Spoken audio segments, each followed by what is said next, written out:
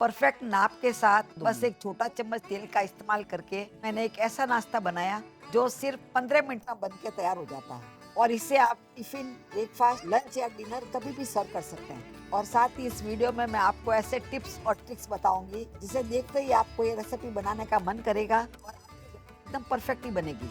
तो सबसे पहले यहाँ पर मैंने 1 कप जितना चावल लिया है। यहाँ पर मैंने बासमती चावल लिया है। आपके घर में जो भी चावल खाते हैं उसका इस्तेमाल कर सकते हैं। आपके पास यदि टुकड़ा चावल है वो भी आप ले सकते हैं, उससे भी आपकी रेसिपी परफेक्टली बनेगी। अभी इस चावल को एक बाउल के अंदर ट्रांसफर कर लेते हैं और इसे एक बार साफ धो लेते हैं। इस तरह से मसल के धो लेना है। वैसे आज मेरे घर में किटी पार्टी है और किटी पार्टी के लिए मैंने मिनी रसगुल्ले बनाए हैं। तो आप देख पा रहे हैं 1 लीटर दूध के अंदर ढेर सारे रसगुल्ले तैयार हो जाते हैं। यदि आपको मिनी रसगुल्ले की रेसिपी सीखनी है तो मुझे कमेंट बॉक्स में लिख करके जरूर बताएं। बनाना बहुत ही आसान है, बस आपको कुछ टिप्स को फॉलो करना है। इस तरह से नल के नीचे ले जा करके मैंने 2-3 बार साफ पानी से धो लिया है। अभी पानी डाल करके इसे भिगा करके रख देंगे। यदि आपको सुबह ही सुबह नाश्ता बनाना है तो रात को ही आप भिगा करके रख दें। मैं इस चावल को अभी ढक करके 2 घंटे के लिए भिगा के रख दूंगी। 2 घंटे में चावल अच्छे से भीग जाते हैं। जब तक चावल भीग रहा है तब तक यहाँ पर मैंने एक मिक्सी का जार लिया है। मिक्सी के जार में 1/3 कप जितना नारियल डाल देते हैं। यहाँ पर मैंने फ्रेश नारियल लिया है जिसके बाहर वाला ब्राउन पार्ट मैंने निकाल दिया है और इसको छोटे टुकड़ों में काट लिया है जिससे कि आराम से पिसा जा सके। आपके पास फ्रेश नारियल नहीं हो, सूखा हुआ नारियल हो तो उसको भी आप यूज कर सकते हैं। इसी के साथ यहाँ पर मैंने 7-8 पीस काजू के लिए। ये आपके पास नहीं हो तो इसकी जगह पे आप 1 टेबल स्पून जितनी मूंगफली ले सकते हैं। मूंगफली को आप अच्छे से सेक करके उसका छिलका निकाल कर ले लें, जिससे के साथ ही मैंने 3 कलियां लहसुन की ली है। ये बड़ी कलियां हैं इसीलिए मैंने 3 की है। आप चाहे तो लहसुन की 4 से 5 कलियां भी ले सकते हैं और लहसुन नहीं खाते हैं तो स्किप भी कर सकते हैं। इसी के साथ यहाँ पर मैंने 1 टीस्पून जितनी सौंफ ली है। ये कच्ची सौंफ है, सेकी हुई नहीं है। कच्ची सौंफ का फ्लेवर इसमें बहुत अच्छा आता है। और 1 टीस्पून जितना मैंने इमली लिया है। इमली के ऊपर देखिए इस तरह के धागे वगैरह होते हैं, ये हमें निकाल लेना है। इस रेशे को इसमें हमें नहीं डालना है। इमली की खटाई इसमें ज्यादा अच्छी लगती है। अभी इसमें लगभग 1/4 कप जितना पानी डाल दें और ढक करके इसे हम पीस लेंगे। तो आप देख पा रहे हैं इसका पेस्ट बहुत ही अच्छा बन गया है। इतना पेस्ट बनाने में हमारे लगभग आधा कप जितना पानी लगा है। 1/4 कप पानी मैंने पहले डाला था और 1/4 कप ही बाद में डाला है और इसकी खुशबू इस समय बहुत ही अच्छी आ रही है। अभी इसे हम साइड में रख देते हैं। अभी यहाँ पर मैंने एक पैन लिया है और पैन में 1 टीस्पून जितना तेल डाल देते हैं। इसमें तेल ज्यादा नहीं डालना है और गैस को चालू कर देते हैं।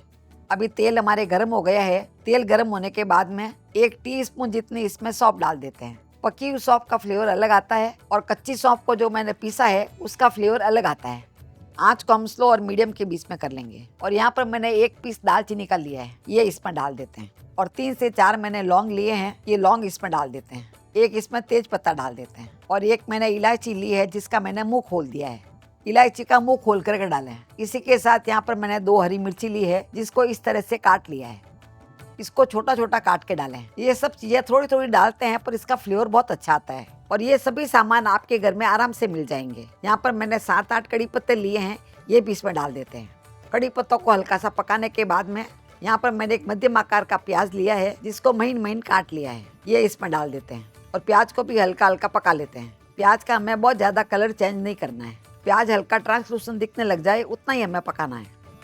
अभी 2 टेबल स्पून जितना मैंने फ्रोजन मटर लिया है जिसको मैंने साफ धो लिया है। फ्रोजन मटर इसमें डाल देते हैं। फ्रोजन मटर आपके पास नहीं है तो स्किप भी कर सकते हैं। आपके पास हो तो आप जरूर डालें। यदि फ्रेश मटर आपके पास हो तो वो भी डाल सकते हैं। अभी आप देख पा रहे हैं प्याज अच्छे से पक गए हैं और मटर भी अच्छे से पक गए हैं। फ्रोजन मटर होते हैं वो थोड़े सॉफ्ट ही होते हैं, जल्दी से पक जाते हैं। अभी इसमें 1 छोटा चम्मच जितना नमक डाल देते हैं और 1/4 छोटा चम्मच जितना हल्दी पाउडर डाल देते हैं। इसमें मसाले बहुत कम जाते हैं पर रेसिपी बहुत ही अच्छी बनती है। मैंने इसमें धनिया पाउडर और लाल मिर्ची का इस्तेमाल नहीं किया है। पारंपरिक तौर से ये इसी तरह से बनाई जाती है। अभी प्याज काफी श्रिंक हो गए हैं। अभी जो हमने मसाला पीसा था वो पूरा इसमें डाल देते हैं। वैसे आज की रेसिपी आपको पसंद आ रही है, आप इसे लाइक जरूर करें और YouTube पे देख रहे हैं तो आप हमारे चैनल को सब्सक्राइब करके बेल आइकन जरूर दबा दें, जिससे जब भी हमारा नया वीडियो आएगा आपके फोन में घंटी बज जाएगी। और Facebook पे देख रहे हैं तो आप हमारे पेज को फॉलो कर सकते हैं। यहाँ मैंने सिर्फ 1 टीस्पून जितना तेल डाला है और थोड़ा बहुत तेल नारियल में से भी निकलता है, इसीलिए इसमें ज्यादा तेल नहीं डालना है। और आज का पूरा नाश्ता हम सिर्फ 1 टीस्पून तेल में ही बना के तैयार करेंगे, इसीलिए नाश्ता बहुत ही हेल्दी होता है। अभी मसाले भी अच्छे से पक गए हैं और मसालों में से तेल भी अलग होने लग गया है। यहाँ पर मैंने 4 आलू लिए हैं, ये उबले हुए आलू हैं जिसको मैंने इस तरह से काट लिया है। अभी आलू को अच्छे से मिक्स कर लेते हैं। यदि आपको सुबह सुबह नाश्ता बनाना हो या बच्चों के टिफिन में डालना हो तो रात को ही आप आलू उबाल करके ठंडा करके फ्रिज में रख दें। सुबह आप नाश्ता फटाफट बना लेंगे। तो आप देख पा रहे हैं ये काफी गाढ़ा लग रहा है। तो आज की रेसिपी के लिए हमें थोड़ा सा पतला बना के तैयार करना है। अभी जो मिक्सी का जार है इसमें थोड़ा पानी डाल देंगे, जिससे हमारा जार भी साफ हो जाएगा और मसाला भी इसमें चला जाएगा। अभी तक थोड़ा और गाढ़ा लग रहा है। अभी आधा कप जितना पानी इसमें और डाल देते हैं। कुल मिला के मैंने इसमें लगभग 1 कप जितना पानी डाला है। इस समय आपको ये पतला लग रहा होगा, पर थोड़ी देर में ये गाढ़ा हो जाएगा। अभी इसे 4 से 5 मिनट तक और पका लेंगे। 4 से 5 मिनट तक और पका लिया है तो धीरे धीरे आप देख पा रहे हैं ग्रेवी काफी गाढ़ी हो गई है। अभी 2-3 आलू को हम इस तरह से मैश कर लेंगे। ज्यादा मैश नहीं करना है, सिर्फ 2-3 आलू को ही करना है, जिससे क्या ग्रेवी और भी गाढ़ी हो जाएगी। अभी हल्का सा इसे मिक्स कर लेंगे। इसका गाढ़ापन आप अपने हिसाब से एडजस्ट कर सकते हैं, पर इस तरह से करेंगे तो थोड़ी देर में काफी गाढ़े हो जाते हैं। अभी आलू तो हमारे पके हुए थे, आराम से ये टूट पा रहे हैं और ग्रेवी आप देख पा रहे हैं काफी गाढ़ी हो गई है। ठंडी होने के बाद में और भी गाढ़ी हो जाती है। अभी गैस को हम बंद कर देंगे और इसमें थोड़ा सा हरा धनिया डाल देंगे। इसे कुल मिला के बनाने में हमारे को 10 मिनट लगे हैं। आज के नाश्ते के साथ तो ये अच्छा लगेगा ही। यदि आप चावल के साथ भी इसे खाना चाहते हैं फिर भी बहुत अच्छा लगेगा और बच्चे तो इसे खुश होके खाएंगे, क्योंकि इसके अंदर हमने तीखापन बहुत ही कम रखा है। अभी साइड में चावल को भिगा के रखे हुए लगभग 2 घंटे हो गए हैं। इसे वापस देख लेते हैं। 2 घंटे में चावल अच्छे से भीग जाते हैं। इस तरह से आप हाथ में लेकर के देखेंगे तो इसके टुकड़े आराम से हो जाते हैं। मतलब चावल हमारे एकदम परफेक्ट भीग गए हैं। अभी चावल में से पानी निकाल लेंगे और इसे मिक्सी के जार में ट्रांसफर कर लेते हैं। पर इस चीज का ध्यान रखें, पूरा पानी निकालने के बाद में इसे मिक्सी के जार में ट्रांसफर करना है, क्योंकि इसके अंदर हम नाप से ही पानी डालेंगे, जिससे आपके घर में रेसिपी एकदम परफेक्ट ही बन के तैयार हो। इसी के साथ यहाँ पर मैंने 1/3 कप जितना फ्रेश नारियल लिया है, जिसके छिलके निकाल करके मैंने इस तरह से टुकड़े टुकड़े कर लिए हैं। पर यदि आपके पास फ्रेश नारियल नहीं है और नारियल का बुरादा है तो उसका भी आप इस्तेमाल कर सकते हैं। यदि नारियल का गोला है तो उसका बाहरी कवर निकाल करके, यानी उसके बाहर जो ब्राउन वाला पार्ट है उसको आप निकाल लें। इसके बाद में उसके छोटे छोटे टुकड़े कर लें, फिर आप इसमें डाल सकते हैं। वो भी आपको 1/3 कप जितना ही डालना है। अभी इसमें नाप के पानी डालेंगे। अभी यहाँ पर मैंने 1 कप जितना पानी लिया है, तो थोड़ा थोड़ा करके इसमें डालेंगे। पहले 1/3 कप जितना पानी डाल देते हैं। एक साथ में ज्यादा पानी डाल देंगे तो ये अच्छे से नहीं पीसेगा। अभी ढक करके इसे पीस लेते हैं। अभी आप देख पा रहे हैं इसमें पानी की मात्रा कम है, ये अच्छे से पिसा नहीं है। एक बार सभी चावल को सेंटर में कर लेना है। अभी 1/3 कप जितना पानी इसमें और डाल देंगे।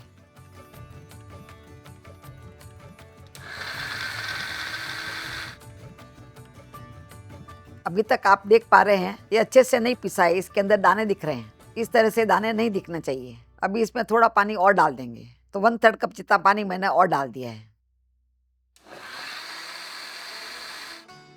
अभी तक इसका अच्छा पेस्ट नहीं बना है, इसमें थोड़े थोड़े दाने लग रहे हैं। ये पेस्ट एकदम क्रीम की तरह स्मूथ होना चाहिए। अभी जो बचा हुआ पानी है वो पूरा इसमें डाल देते हैं। तो कुल मिला के मैंने इसमें 1 कप जितना पानी डाल दिया है। अभी इसको हम लगातार 1 से 1.5 मिनट तक चला लेंगे, तो ये अच्छे से पिस जाएगा। अभी इसका पेस्ट बहुत ही अच्छा बन गया है, क्रीम की तरह लग रहा है। इसमें कोई तरह के दाने वगैरह नहीं है। इसी तरह से स्मूथ पेस्ट होना चाहिए। अभी इसे एक बाउल के अंदर ट्रांसफर कर लेते हैं। अभी इसी मिक्सी के जार में 1 कप जितना पानी डाल देते हैं, जिससे हमारे जार भी साफ हो जाएगा और इसके अंदर जो चिपका हुआ है वो भी वेस्ट नहीं होगा। तो ढक करके इसे हम इस तरह से मिक्स कर लेंगे। आज की रेसिपी के अंदर आप पानी का नाप बराबर ध्यान से देखिए। अभी इसे एक बार अच्छे से मिक्स कर लेते हैं। इस समय भी ये काफी गाढ़ा लग रहा है, इतना गाढ़ा नहीं होना चाहिए। तो इसमें आधा कप जितना पानी और डाल देते हैं। अभी आप देख पा रहे हैं ये पानी की तरह पतला हो गया है और दिखने में देखिए दूध की तरह लग रहा है। हमें इसी तरह का घोल बना करके तैयार करना है। तो 1 कप चावल लेते हैं तो उसमें हमारे को 2.5 कप जितना पानी डालना बहुत जरूरी है, तभी हमारी रेसिपी एकदम परफेक्ट बनेगी। अभी इसमें 1 छोटा चम्मच जितना नमक डाल देते हैं। तो नमक आप अपने स्वाद के अनुसार कम ज्यादा डाल सकते हैं और इसको अच्छे से मिक्स कर लेते हैं। अभी मैं आपको कड़छी से दिखाती हूँ, देखिए ये एकदम परफेक्ट घोल बना है। अभी यहाँ पर मैंने एक पैन लिया है। पारंपरिक तौर से ये रेसिपी इस तरह के किनारे वाले तवे के ऊपर बनाई जाती है, पर ये किनारी वाला तवा सबके पास होता नहीं है, इसीलिए इस तरह का कोई भी पैन का आप इस्तेमाल कर सकते हैं। ये मैंने नॉन स्टिक लिया है। आप नॉन स्टिक यूज नहीं करना चाहते हैं तो लोहे का तवा हो या लोहे का पैन हो उसमें भी आप बना सकते हैं। उसके ऊपर थोड़ा तेल लगाना है। तेल लगाने के बाद में आप बनाएं। हो सकता है लोहे के तवे के ऊपर आप बनाएं तो पहला डोसा आपके चिपक सकता है, पर दूसरा आपके परफेक्ट ही बनेगा। अभी हम गैस को चालू कर देंगे। एक चीज मैं आपको और बता देती हूँ, तवा ले या पैन ले, उसका पैंदा थोड़ा भारी होना चाहिए। थोड़ा सा इसके ऊपर तेल डाल देते हैं। तेल इतना ही डालना है और इस तेल को इस तरह से सब जगह फैला देना है और पैन को अच्छे से गर्म कर लेना है। अच्छा गर्म हो जाए उसके बाद में इसके अंदर हमें डालना है। तो इस तरह से आप इसमें डालें, पहले साइड से डालें, फिर इसके बाद में इसके सेंटर में डालें और इस तरह से आप इसे फैला दें। धीरे धीरे आप देख पा रहे हैं अपने आप सूखने लग जाता है और साइड से ये निकलने लग जाता है। ये अपना आप ही निकलने लग गया है। अभी इसको उठा करके इस तरह से इसके ऊपर रख देंगे तो आप देख पा रहे हैं इसकी जाली बहुत ही सुंदर आ गई है। और इसको भी इधर से कर लेंगे। अभी इसको हम निकाल लेंगे। ये बहुत ही अच्छे से पक गए हैं।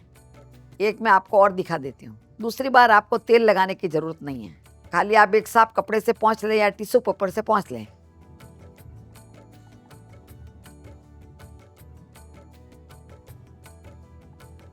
और इस तरह से बाद में ऐसे कर लेना चाहिए जिससे गोल एक जगह पड़ा हो तो चारों तरफ फैल जाएगा।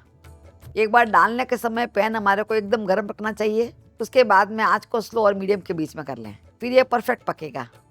हमारे रेशो में 1 कप कच्चे चावल से 14 से 15 नीट डोसे बनकर तैयार हो जाते हैं, जो कि 3 से 4 लोगों के लिए सफिशिएंट है। इसमें हमने न तो मीठा सोडा, न बेकिंग पाउडर, न ही इनो ऐड किया है। फिर भी आप देख पा रहे हैं इसमें जाली कितनी सुंदर आई है। इसी के साथ बिल्कुल बाजार जैसा सफ़ेद बन के तैयार हुआ है। मैंने इसके साथ में आलू का सालन और नारियल की चटनी सर्व की है। तो आप अपने पसंद अनुसार सिर्फ चटनी या सिर्फ सालन के साथ ही खाएंगे तो भी अच्छा ही लगेगा। पा रहे हैं हमारा नीट डोसा कितना सॉफ्ट के साथ ये तोड़ने में भी बहुत ही सॉफ्टली टूट रहा है। तो आप भी अपने घर में एक छोटे चम्मच तेल से बनाइए नाश्ता जरूर ट्राई करें। फिर मिलेंगे ऐसे ही दूसरे वीडियो में। तब तक के लिए बाय एंड टेक केयर।